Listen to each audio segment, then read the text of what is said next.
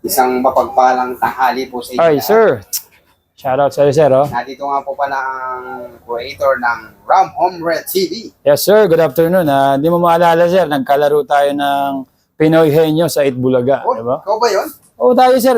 13 seconds sa amin. Sa inyo, 9 seconds lang ata. 6 seconds. Ang bilis ng... Ikaw ba yun? Si Arnoco yung ano, sir, eh. Ay, dadagdag ko to po. Game.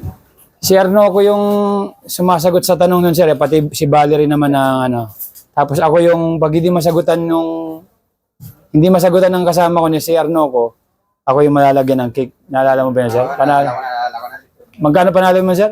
50,000. 50,000 sa amin. Ano lang ata? Ano? Pinalatuan ko yung Oo. EPD. Tatlo. Oo, yeah. 20,000 ata sa amin nun. Kung hindi nyo pa naitatanong, si Ram Home Red TV ay nagpa-voice over. Oo, voice over ako sana. Bigyan mo naman kami ng isang voice over mo. Yung idol ko sa Itbulaga, di ba? Dahil nag-usap tayo sa Itbulaga, sir, na doon tayo nag-Pinoyhenyo. Memorize ko pa yun hanggang ngayon. Idol ko yung nag-voice over doon eh.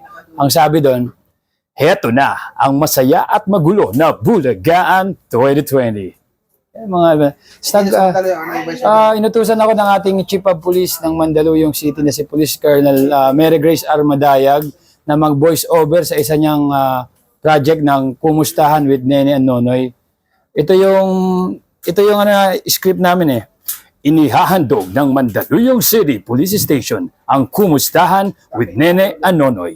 Isang programang nalalayong magprotektahan ang mga kabataan na potensyal na mabiktima ng pang-abuso at may taguyod ang kanilang maayos na pamumuhay sa isang ligtas na pamayanan, kaakibat ng oportunidad na papabubuti ang kanilang kalinangan at kakayahan. Ay sir, yun ang mga ano natin. Kaya shoutout sa iyo, Sir Parak Chronicles. Voice over po ni Kuya Ram Home Red TV. Thank you sir, thank you. Follow Ram.